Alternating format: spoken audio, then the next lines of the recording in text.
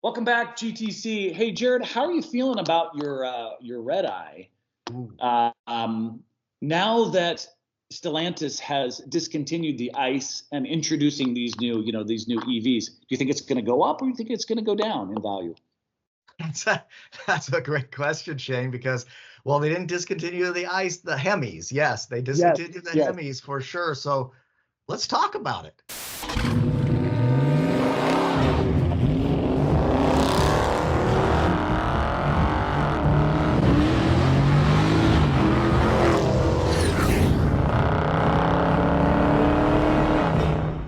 All right, so Jared, you've got a 2023 last call I do.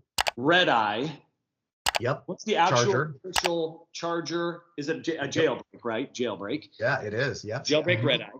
Pretty bad. I custom ordered it in late 2022. Was delivered, I want to say, like February, March of 2023. Yep. And I think there was two that were ordered, if I'm not mistaken, in that exact configuration. So we know there's at least two of this combo, but pretty rare. Right. I mean, let's be real. The Redeye itself, it's not a numbered car. It's not a special edition. It is a custom order to my specs. And you're right. He accidentally pressed the button twice, basically ordered two because he didn't think the factory picked it up. So he ordered another one. And I know that within days, the second one showed up. So somebody out there in California or somewhere, he could have traded it somewhere else or sold it out of state. But there is another one like that. But I know the numbers that I've seen is like about 1,100 and change total of Redeye's 2023 last calls, both Challenger and Charger. So I don't know how that divide is happening, but let's just say it's half and half, which is probably not. It's probably a little bit weighted towards the Charger, but let's just say, 550-ish, 560 of that many. So 600 or less-ish of Charger Redeyes built for 2023. So these are pretty special. I would say that falls into a pretty narrow category that were ever in the United States. For sure. Because it was like I was hanging on to my G8, Pontiac G8, and there was only like 5,000 or 6,000 of those built, the GXPs, I think, and I could be wrong, but it was much more than just a few hundred, right? So, but if you add in like the Redeye, the other Redeyes, the special editions they built, that number obviously goes up, right? So again, it's not a numbered car, so I'm realistic about it. But you asked the question, which is, are they going to go up or down? What do you think? Because it's a weird market right now. Yeah, so I think the short answer is your particular vehicle is going to be worth, in my opinion, a pretty good chunk of change now, and I think it will continue to go up, especially if you keep that low mileage for the reasons we just talked about.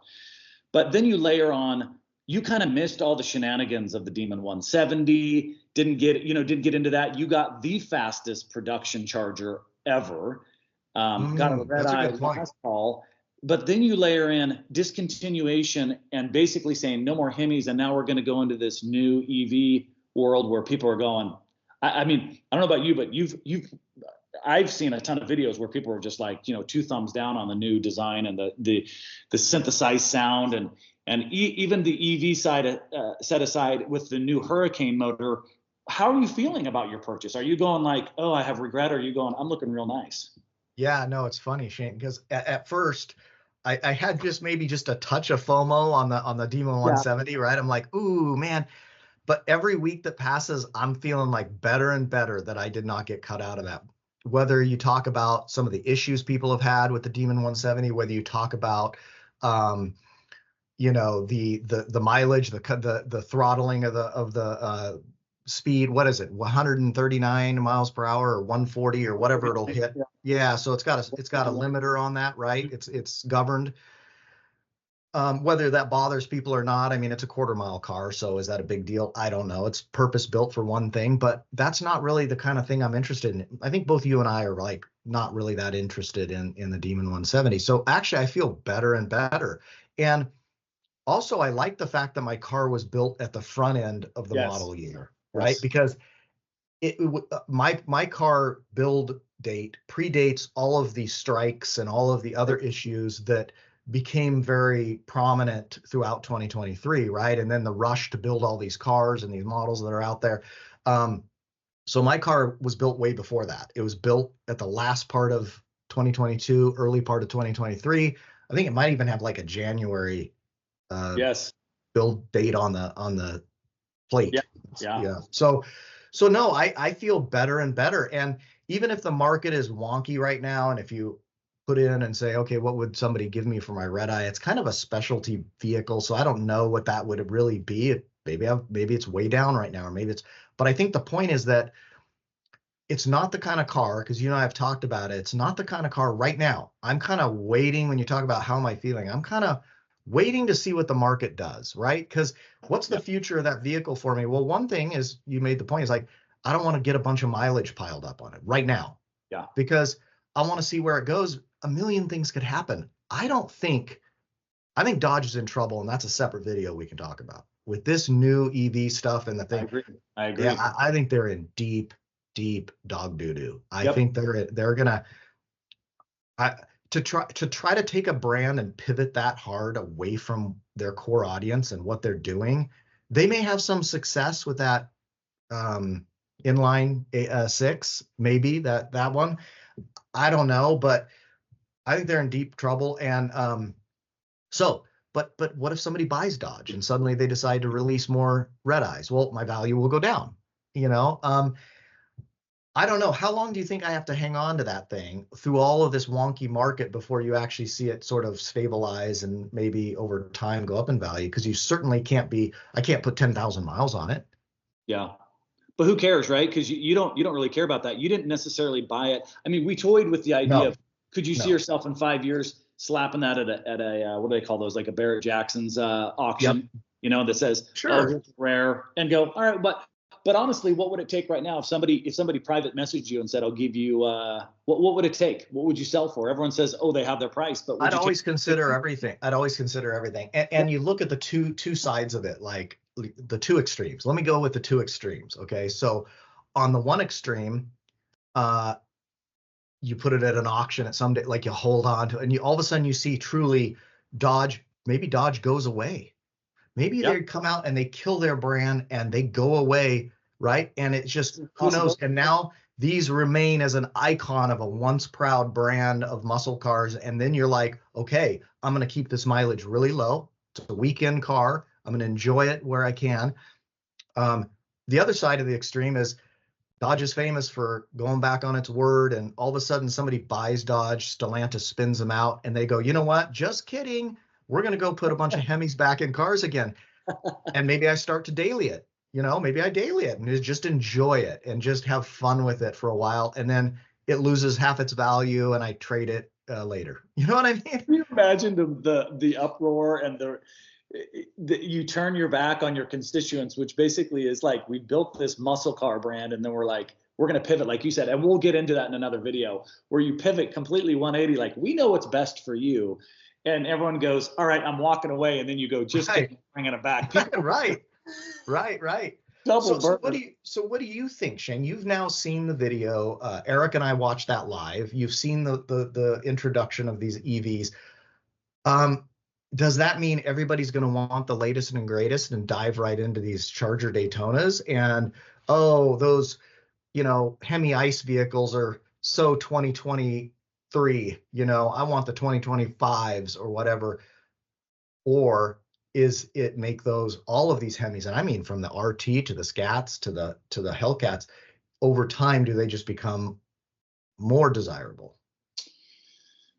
Yeah, I don't know. I think there's going to be, I think it potentially could. Certain models, the SXT and the GT, dime a dozen, Hertz rental car, Enterprise, they all have those that you can get at the airport. But your particular car, and I would even argue that our Scat Packs, especially the time that we bought them, your timing was impeccable. First of all, you sold your car at sort of the height of the used market, and then you bought your Redeye at MSRP.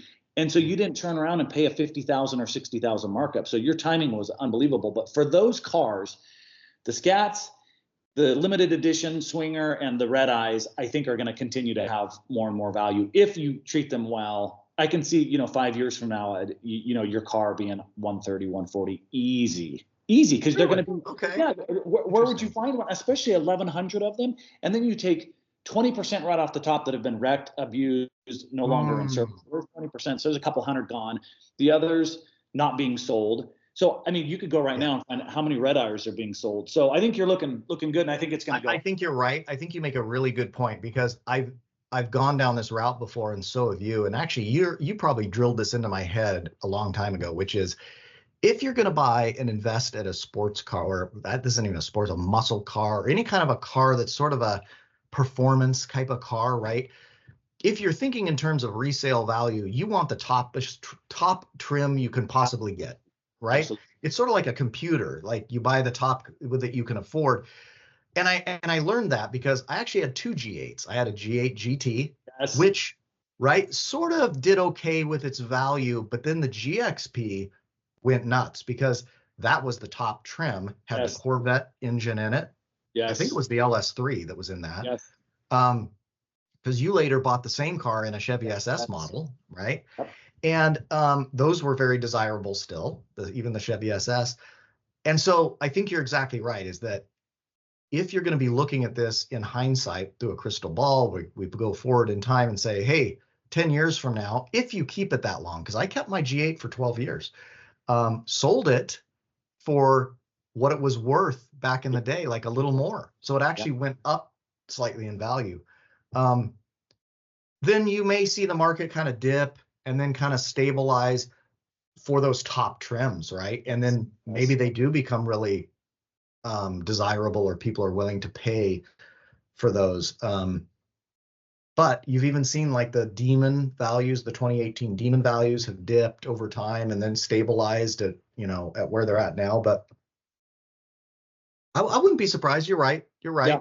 Yeah. But I think you make the other point too, which is, if you're sitting on a Scat Pack thinking that that's an investment, probably not. I just think like a Scat Pack, you probably won't get hurt that bad over time. You know what I mean? Right. Big asterisk. Big Yes. asterisk. Yes. If you pay $70,000 for a Scat Pack, you probably are going to take it in the shorts on that. Absolutely. Right? Because at 70 grand, just go get a Hellcat. And even the regular Hellcats, I don't know that those are necessarily going to hold value or increase, because there's a lot of Hellcats out there. You saw it right here. Yeah. So again, if you're going to buy a Hellcat, what are you going to get? Get a wide body, top trim you can possibly get. Absolutely. Get the one that's going to be most coveted down the road. So in summary, you're looking real good. You're feeling real good about your purchase. You're kind of sitting back and going, I have zero regrets on my timing, and I'm going to keep this thing and see what happens. Especially I just drove it the other day, so I just was out with it, right? I was blowing out some aggression on the road and took it out, and I take it out once a week or every other week, and just enjoy it out on the road. And I took it over to the shop. There was a little issue on my PPF, and they're like, hey, no problem, because a little bit of dirt had got under one of the edges.